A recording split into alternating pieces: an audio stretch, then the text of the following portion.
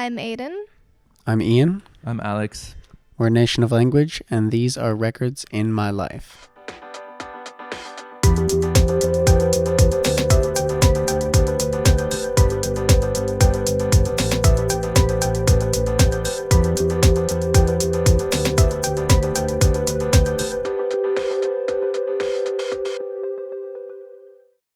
Guys, thank you so much for being on Records in My Life. Thank Truly you. appreciate it.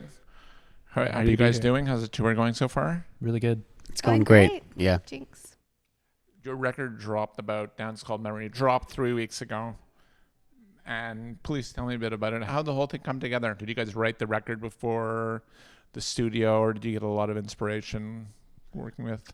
It was definitely written pre-studio, like the bones of the songs came together pre-studio, and it was different than most of our other records in terms of the fact that traditionally our songs usually start with like a drum machine pattern or a synth arpeggio and are sort of built up from there. But with this one, it was written during like a very kind of challenging mental health period in my life, and I was turning to playing guitar a lot to sort of, whenever you with any sort of art form, I think once you give yourself something to do with your hands and something for your brain to focus on, it can really help you sort of ride out more difficult times. And just the nature of having a guitar in my hand a lot of the songs formed on guitar first, which was very unusual for this band. Guitar is great because when you're playing guitar, you can't look at your phone because both of your hands are busy. That is very true. Whereas, when I'm playing keyboard, it's phone one hand, and Some of your songs have been compared to the early OMD sound, and to me, I think some of the C86, the English tapes and stuff like that. Were a couple of records, the 80s electronica UK dance type of records, which I think both Reproduction and Dare by the Human League were really big records in the sort of like founding conceptions of this band. Organization by OMD. And honestly, like the New Order, like Greatest Hits was also definitely like on my iPod for most of my younger years, and so that was huge as well. So just like, throughout their career, but yeah, like OMD in particular, I think was a band that just really kind of captured a part of my imagination and kind of transported me back to my youth when my parents were playing a lot of new wave bands, post-punk bands, classic punk bands. And, when I first started the project, kind of leading up to that, I was really only interested in like guitar punk music. And when I heard the song Electricity by OMD, it was the first time I had really heard synth music that was put together in this way that felt really kind of rough, and it was nothing felt like it was perfectly timed in any way, and you could sort of imagine each person playing each instrument on stage, and it really appealed to the part of my brain that was obsessed with this like DIY punk ethos. And the song was about how like oil is bad and we need renewable energy, and so yeah, it really it made me ask myself, like, I wonder if I could write a song with like where the main instruments are just like a synthesizer and a bass guitar, and it wasn't even meant to become a band initially. I just kind of, as a personal writing project, started trying that, and then all of a sudden there were like 5 or 6 songs, and it went from there.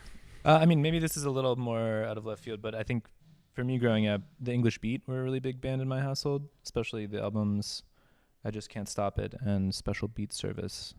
I guess in the UK they might just be known as The Beat, but that was kind of my Some people group them under ska, some people group them under new wave. I think that was kind of my first entry point as a kid. My parents were in a ska band together, and that kind of was how I was inundated with that as a child. Yeah.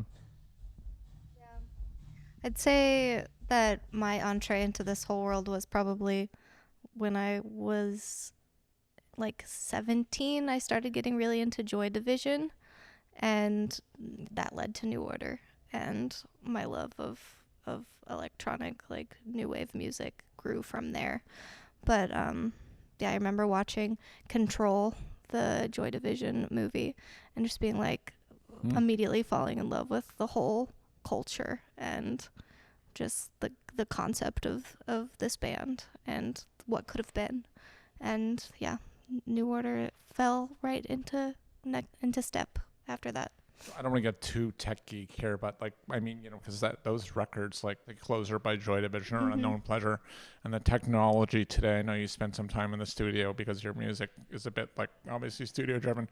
Are you blown away by like just the fact that they made those records, Martin Hannett, with minimal technology, right? He was getting these drum sounds and these things, and it's just like, I mean, I think we still are very much a band that doesn't lean that much on, you know, like most in the studio where we record in Nick Millhiser studio, it's like most of the stuff is analog gear, and like, you know, there's very few plugins on the records. There's very few sort of like digital elements.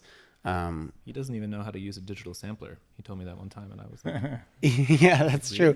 Like when we use samples on the record, he's still using like a 90s MPC that you know they would use to make like early hip hop records. And it's crazy. Yeah, it's crazy to watch him use it, because like anyone that's fast on 90s technology where the screen's like this big and there's like no contrast at all, it's like really impressive.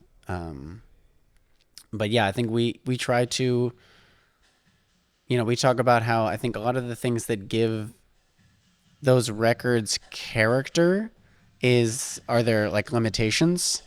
And so I think we try to live with limitations as well, because you can basically use computers and plugins to do anything. And so kind of, you know, shunning that a little bit for a creative purpose. Like, I'm not against them in principle, but sort of being intentional about what you're doing, I think, is valuable when everything is an option.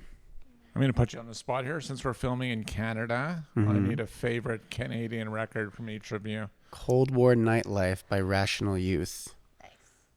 Wow, Rational Youth was... That's an obscure band. Not obscure, but like that's... I mean, that band is, I would say, alongside like Human League and OMD, Rational Youth was huge for me wanting to like keep writing with this band. It's funny, I don't know where anyone is from. Neil Young's Canadian. Yeah, he's Canadian. So I'm just gonna feed I you would that. say Harvest Moon probably is my favorite record. Canadian album. It's a very good record. my first thought was You Forgot It In People by Broken Social Scene, but I think I'm going to have to go I'm Your Man by Leonard Cohen. Ooh. Good, both good ones. See, we're putting out some good music in Canada. It's not just Celine and Brian Adams. I just have this problem where I can't remember, or like it never clicks with me where anyone's from. Or like maybe even what they look like. Yeah, like members of bands. Like she never remembers the names of any bands, even if she loves the band. She doesn't know who the people are. Much, but I don't know a thing about them. I just love the music. It's especially tricky because Canadians are kind of undercover. You know, it's like we. But at the same time, and I say this as a Canadian myself. We sound pretty similar to Americans. Are you Canadian too? Yeah. Sorry, I didn't know. I didn't do the deep delve into the geography-wise. Yeah. My family's from Ontario mostly. Yeah, but yeah, we're everywhere without you even knowing. We've infiltrated. I remember. I feel like Canada also it looms large for me because, sort of as I was getting into, what was at the time like modern indie music and being in like high school and college, it's when you had going all at the same time. You had like Broken Social Scene and then Feist doing her thing and Arcade Fire and metric, and it was like this Holy huge fuck. Canadian. We had punk. We had a Yeah, really fucked healthy up. dose of punk Um, bands. Like yeah. even before that, like DOA, No Means No, Subhumans. Like these bands were. Oh, I didn't even know Subhumans was Canadian. There's a UK Subhumans and there's a Canadian Subhumans. Ah. The other thing is when you're Canadian, you're kind of duty bound to have a mental Rolodex of all the other famous Canadians who are Right. so that you can point it out to Americans. That you're like, Mike Myers is actually Canadian. That's right. Yeah. It's true. There's a lot of us. I mean, There are. Will Arnett is one of my favorite Canadians, I think, these days, and he's Great Canadian. Maple Leaf Yeah. fan. Yeah. yeah. As am I. Favorite NYC Brooklyn band of any genre, from East Coast hardcore to East Coast rap to soul jazz. I mean, it's got to be the Velvet Underground for me, I think. Right? Mm, Not that that is good. I don't want to take them off the board if you guys want. No, but- no. By all means. I feel like you're like, what bands are What from was I gonna say? Patti Smith. It's funny. I do mostly think of our contemporaries when I think of New York bands Mm. or like just before us. And like to be fair, like the Strokes have a lot of really good records that I love. I mean, I think that's a great answer. Maybe Room on Fire. I'll go with Room on Fire. Yeah. Yeah, what's your favorite Velvet Underground What's your Velvet's record? Oh, I mean, I got to go Velvet Underground or Nico, I think. I mean, just out of obligation. It's I the like right the other ones choice. too, but yeah, it's hard to top that. And I'll say Remain in Light by Talking Heads. Guys, thank you so much. On to the speed round. Weed, water, or wine, to listen or to write. Wine. Um, I used to be a weed gal, but no longer. Wine. Probably water to write, though. yeah, I was gonna say, weed to listen, water to write. Coffee with an artist, alive or dead.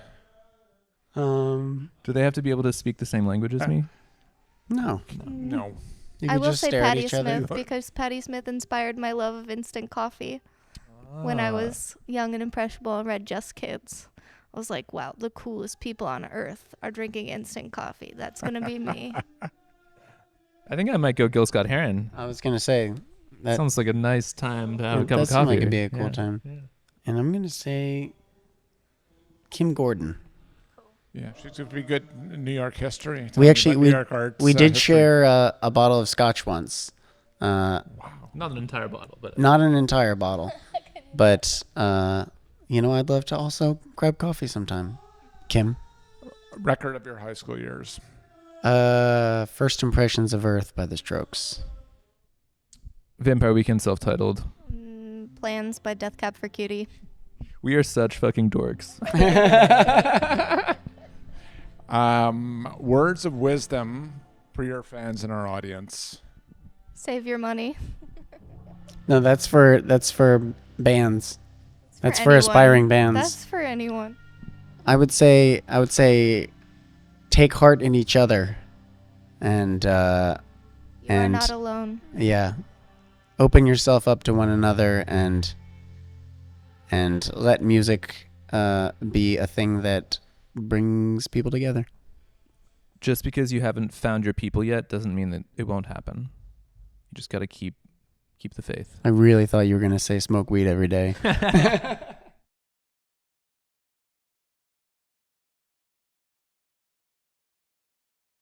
The show is really nothing without you. So please like or subscribe or check out our Patreon. And this year we've switched it up, and you can win a record just for leaving a comment. Thank you again, and we love you. Peace.